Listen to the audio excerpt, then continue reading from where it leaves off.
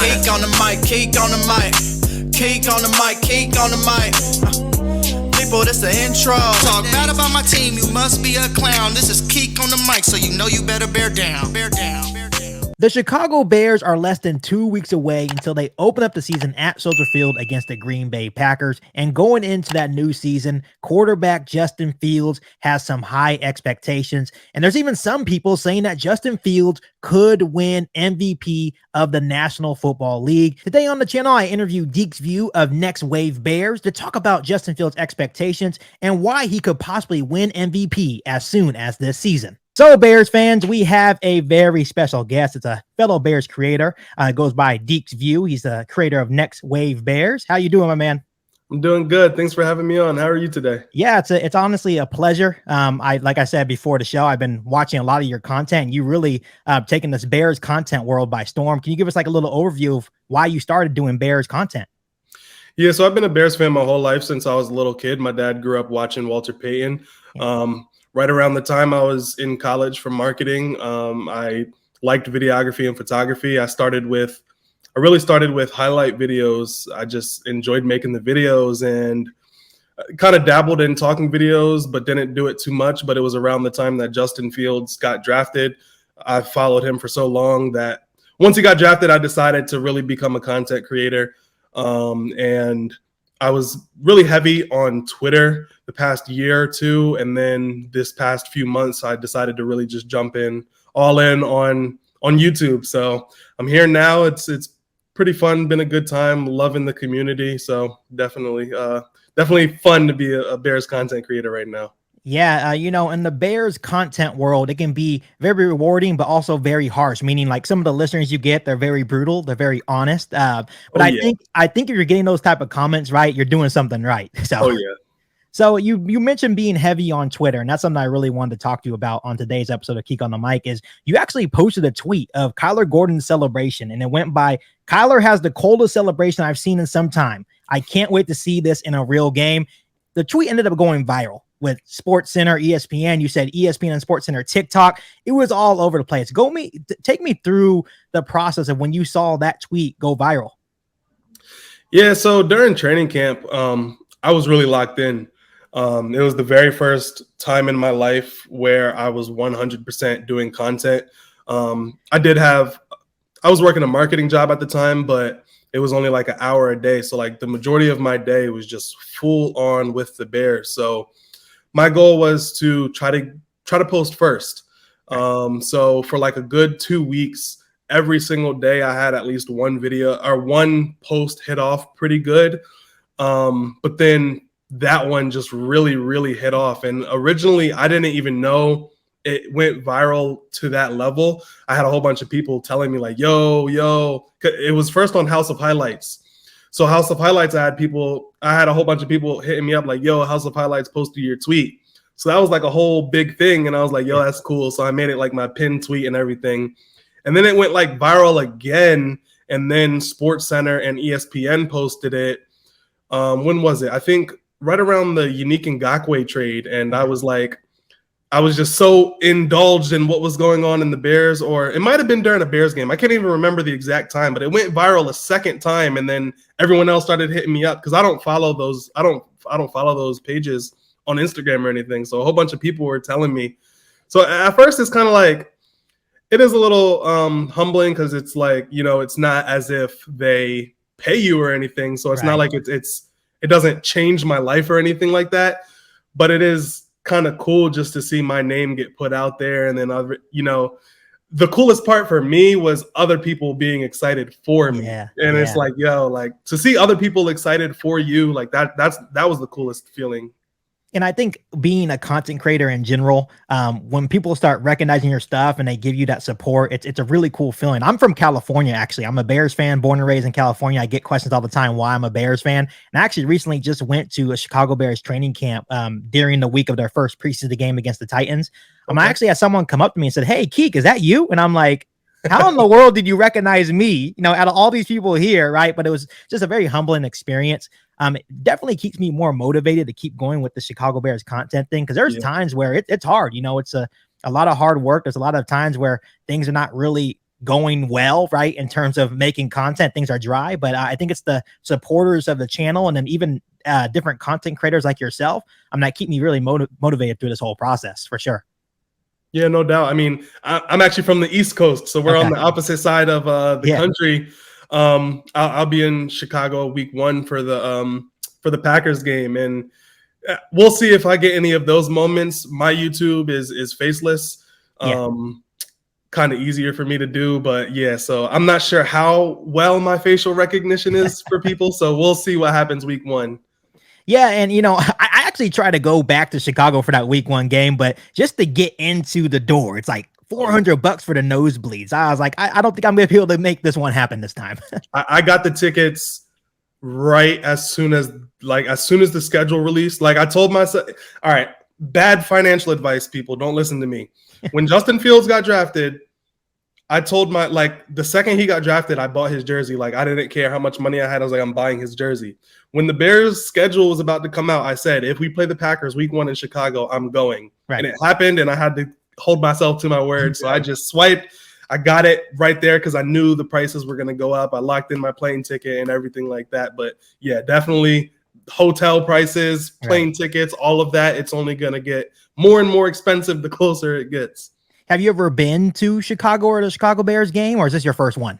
So this is my first Chicago Bears game. I have vast family out in Chicago. Interesting enough, my father isn't from Chicago though. He grew up watching Walter Payton, and that's why he became a Bears fan and indoctrinated me when I was a little kid. So Okay, yeah, that's how it is for me too. Obviously I have family. My great grandparents were born and raised in Chicago, and then my dad grew up watching Walter Payton as well. So I think we had kind of the same background of why we're Bears fans, right?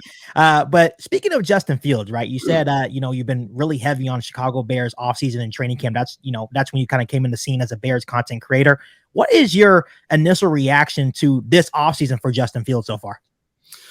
So my first initial reaction is that he looks a lot more confident.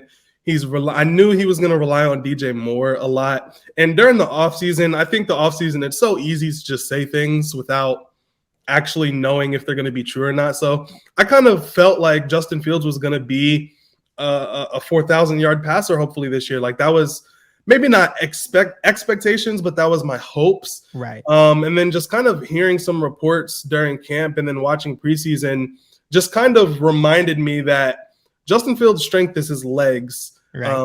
Whether we'd like for him to be a pure pocket passer and just not take any hits or anything, but like the fact of the matter is he's a good running quarterback and he's going to run this year. He's going to rely on DJ Moore a lot. So for me, camp and preseason was kind of like a humbling point, but I'm still excited because I know the fact that he can run so well, it's just going to open up stuff for a DJ Moore. So like you see in the last preseason game, Justin Fields ran the ball for a 10-yard first down. And the very next play, he hits DJ Moore. Right. DJ Moore does the yak for 42 yards. So, I mean, I'm excited. I think this team is going to game plan to Justin Fields' strengths. Right.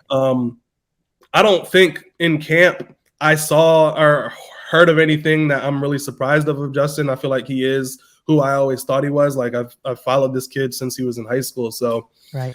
I'm definitely excited. And maybe it wasn't a perfect camp, but it was clearly head and shoulders his best camp since he's been in the NFL. So right. You could definitely tell he's more comfortable in the system, and we expected that the second year under offensive coordinator Luke Getsy, right? You add a guy like DJ Moore. I think you can even add in Tyler Scott, Robert Tonyan, Cole Kmet, the connection he has with him, right? I kind of figured that he would take a step forward as a passer, and I keep saying this on the podcast, and I keep repeating it so I'm blue in the face. I'm pretty sure my listeners are getting tired of it, but I keep saying that Justin Fields is a great running quarterback with the ability to throw the football. I truly believe that. And this year, he's about to add the throwing part to that, right? And I think another stat that I keep bringing up on my podcast as well is that the yak. You brought up the yak, right? The ability to just give it to your playmakers and they do the rest.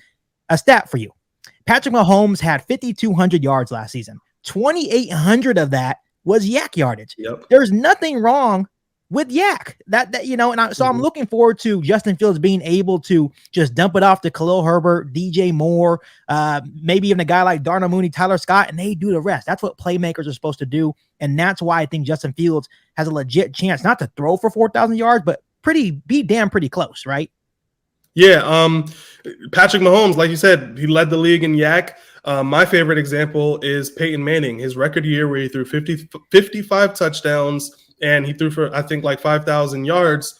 I don't have his yak stats on hand, but I watched every single game that season. I had Peyton Manning on my fantasy team. I won my fantasy championship that year because of Peyton Manning. Every week, Demaryius Thomas was taking a screen to the house. Right. Every week, I think it was Eric Decker who they had at the time. Like, Peyton Manning had so many weapons who he could just throw short passes to, and they would take them the distance. And it ended up leading to the most historical number-wise season for a quarterback. And Peyton Manning is regarded as one of the greats. You know, having a playmaker who can take a short pass and go the distance, that literally only helps your quarterback. Absolutely. I was actually at that first preseason game against the Titans, and I remember talking to fellow Bears fans. I'm like, wouldn't it be funny if on the very first play, Justin Fields hits DJ Moore for like a bomb or something, and literally the third or second play in, little screen pass to DJ Moore, he takes it to the house. I was like, this is absolutely nuts. The city of Chicago, Soldier Field was absolutely buzzing. It didn't matter if we won or lost that game. All we knew is that Justin Fields has the number one wide receiver in DJ Moore now. Yeah. Yeah, no doubt. I totally agree with that. And especially when you get into like the Chase Claypool and Darnell Mooney, and you got Cole Kmet and you got Robert Tonyan. I mean, he has weapons, and then you're not even factor in Velus Jones on screens or end arounds, and then Tyler Scott on screens and end arounds. And now we have the new guy, Taylor, that we brought in. He might not get a lot of burn, but he's going to get some end arounds, some quick plays. Like, absolutely. The Bears have so many weapons right now. And I just want to let fellow Bears fans know, take a deep breath, relax. People overreact over the preseason, especially that final game against the Buffalo Bills, where Justin Fields' offense didn't look too great. But one, the offensive line is in shambles right now. They're doing reshuffling, all that stuff. And two, Luke Getsy is not calling anything. It's very vanilla. It's very basic. Now, going into week 1 against the Green Bay Packers, now there's going to be a legit game plan. Like you mentioned earlier in the podcast, they're going to game plan for Justin Fields' strengths. Yeah, and another point that I like to tell people, I mean, you can't say it enough, is that like the way he game planned as far as calling certain plays just to see what Justin Fields was comfortable with. And even if he wasn't comfortable with certain things in that game that Luke Getsy was calling, like, I mean, you said it, like, he's not gonna put on tape what they're gonna do in week 1. They're not going to try to get Justin Fields hit. They're not going to, everything you saw in that preseason game has nothing to do with what we're going to see week 1. And Justin Fields said it himself, and they asked him, how do you feel going into week 1? And he was like, I'm ready. So like, that tells me he doesn't care about that preseason game. That was just getting his arm warm, getting out there, getting a little, just getting loose, really. That's all it was. And that's what I loved about Justin Fields' press conference after that game. He was like, I was just happy that I was able to throw deep. I know they didn't connect, but it was just good to throw the football downfield, right? So I just love, like, he's so humble, he's so calm and so collected, right? And that's the one thing that we have to love about our quarterback, especially playing quarterback in Chicago. It's not easy. You have a lot of people down your back, especially those Chicago Bears fans, right? So he's definitely the perfect quarterback for the city of Chicago. No, yeah, I totally agree with you on that one. So, Deeks, I have to ask you this. What is your expectation? I need expectation for Justin Fields, and what is like a stat breakdown that you expect from quarterback Justin Fields this season? So, like I mentioned earlier, originally throughout the offseason, you're kind of hoping and wishing for 4K, but the closer I get into the season, like I'm out of wishful mode and I'm more into realistic mode. I'm into what am I seeing? And what am I expecting based off of what I am seeing? And what I am seeing is that he's going to run a lot again this year. I don't think he's going to throw for 4K. I would love if he threw for 4K. I don't think he will. Now, Lamar Jackson ran for 3,100 yards, or he threw for 3,100 yards and he ran for 1,000 yards. Okay.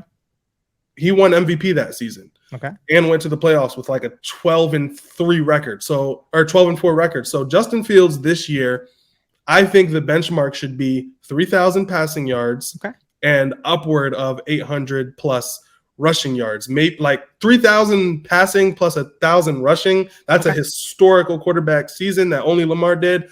But again, I don't think it's fair to expect Justin Fields to go from 2,000 yards to 4,000 yards Right. just because he's just not going to become a completely different quarterback. His legs are part of the game. So I would like to see around 3,000 yards and 800 plus rushing yards. Okay. And what's the total touchdowns looking like for you right now? I don't know. That's funny. I haven't really. I've been on 2 shows in the past week, and we only talked about yards. But touchdowns, I would like to see him contribute 30 touchdowns this season. Okay. How many of them running versus passing? I don't know. Okay. Hopefully, he can crack 20 plus passing touchdowns. But I would like to see around 30 touchdowns for Justin Fields alone. So we're going to bookmark right here on Keek on the Mic. It's 3,000 passing yards, about what we're going to say 800 to 1,000 rushing yards, 30 combined touchdowns. To me, that should be an MVP season, especially when you look at a guy like Jalen Hurts last season, 3,700 yards. He had 22 touchdown passes. I think he also rushed for about 600 to 800 yards last season as well. That should be enough for MVP season. But here's the thing. Even if Justin Fields does that, he is still going to get roasted by fan bases across the league, especially because he did come out and say, hey, I'm going to be the guy that throws for 4,000 yards this season and be the first Chicago Bears quarterback to do so. Yeah, I mean, like his rookie year, he had a preseason game against the Dolphins, and it looked pretty easy, and they asked him how that game felt, and he was like, it felt slowed down for me, and then everyone was like, oh, he said the game slow, and it's like, no, actually, he said that specific game felt slow. He didn't say didn't say that the NFL felt slow, but people are going to twist his words. People are going to hate regardless. It doesn't really matter. Like for me as a Bears fan, as long as he puts up points, that's what matters to me. Like, are we scoring and are we winning games? I don't care how it looks. And like one thing that I want to mention is that Patrick Mahomes said he did not learn how to read defenses until like the middle of his 3rd season. Right. Like his 1st season, he went out there. Obviously, he has a God-gifted talent with like an elite arm. But he had Travis Kelce, and he had Tyreek Hill, and he had Andy Reid scheming things up for him. So he literally was just out there playing ball. He said he did not learn how to read a defense until his 3rd season. To expect Justin Fields to know how to read a defense, how to see the full field, how to be this Tom Brady-esque quarterback who can just pick apart a defense, after going through everything he's been through behind all of those bad lines, yes, you're going to get instances where he might miss somebody open. So what? Like, he's not going to be a perfect quarterback. We know he's not going to be the greatest quarterback of all time. He's going to make mistakes, but that doesn't mean he can't be an elite NFL player because he has all-time great ability with his legs. And like you said, he also has the ability to throw. Now, if he might not be all the way there processing quite yet, but he can make up the difference with his legs and open guys as long as Luke Getsy is scheming up things correctly. Yeah, all I have to say is that I finally feel in my short 26 years of life that the Chicago Bears finally have a quarterback, and I think this is going to be the year that he proves that. So definitely looking forward to seeing Justin Fields and the rest of the Chicago Bears offense play this season. But Deeks, before I let you go, I want to do a rapid fire record prediction. So I'm going to just shoot some games at you, and all I want you to do is say win or loss. I don't want you to give any explanation whatsoever. So this is going to be pretty fun here. So here we go. Are you ready? Yeah, I'm ready. Sometimes when we do these, I end up saying a little bit more wins than I would, but right. We'll see. Let's go. All right. So we got the Green Bay Packers. Win. All right. We got Bucks at Bucks. That's a dub. All right. We got at Chiefs.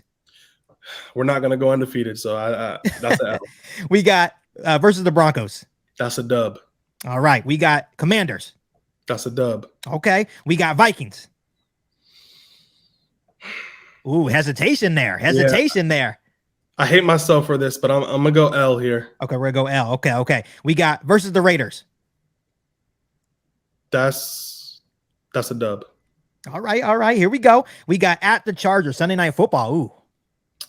That's a L. That's L. Okay. We can, but yeah. Okay. I think it's going to be a game. Okay. So we got what? We got at Saints now. At Saints, their run game is going to be too good. That's an L. That's an L. Okay. So we got versus Panthers. That's a dub. Okay. We got at Lions. That's a dub.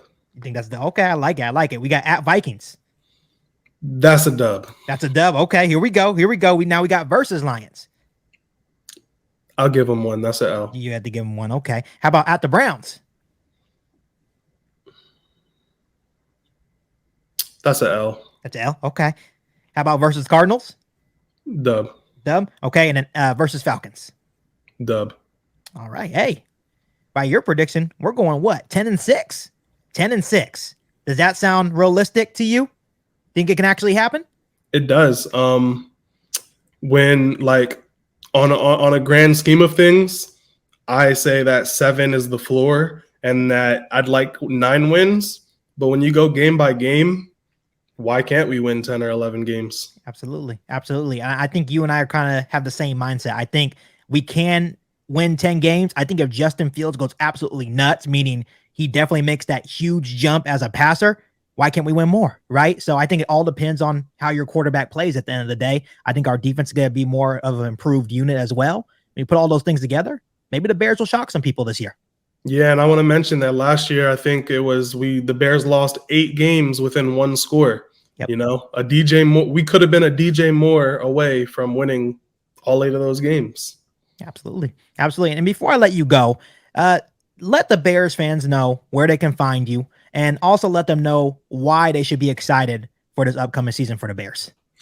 Yeah, so I'm on YouTube. If you guys like watching YouTube videos, I'm Next Wave Bears. Again, my channel's faceless, but I mean, you'll hear my voice and I put my @ in the video. I try to be quick, concise to the message in all of my videos. On Twitter, I'm very, very active on Twitter at DeeksViewOG. If you want to interact with me, as my Twitter grows, it's a little bit harder to interact with everybody, but I tried to interact with everybody I possibly can. So definitely can reach out to me on Twitter as well. And overall, I mean, I think we have a superstar quarterback and you just gave him a superstar wide receiver. Defense might be okay. They might have times where they'll struggle. They'll have times where they're going to get turnovers. They're going to have bad games. They're going to have good games. It's going to be an up and down year. But at the end of the day, you have a guy who had 1 MVP vote last year on a tanking roster, and that's Justin Fields, a guy who put up 30 points per game in a month straight, a guy who is literally unstoppable with his legs. And now you give him a guy in DJ Moore who takes pressure off of Darnell Mooney, who takes pressure off of Chase Claypool, who now you give him a Robert Tonyan who can give you 2 tight end looks. Like our offense, there's so much things that we can do with the added benefit of Justin Fields' legs. I expect our offense to be nothing short of electric this year. Deeks View, I really appreciate you coming on to the channel. We'll definitely collaborate soon again, especially during the season. It should be electric. But once again, thank you so much for coming on Keek on the Mic today. You've been listening to Keek on the Mic, a podcast all about the Chicago Bears. Don't forget to subscribe to the channel and hit the bell notification to catch all Bears content right here on the podcast. Thanks, guys, and bear down.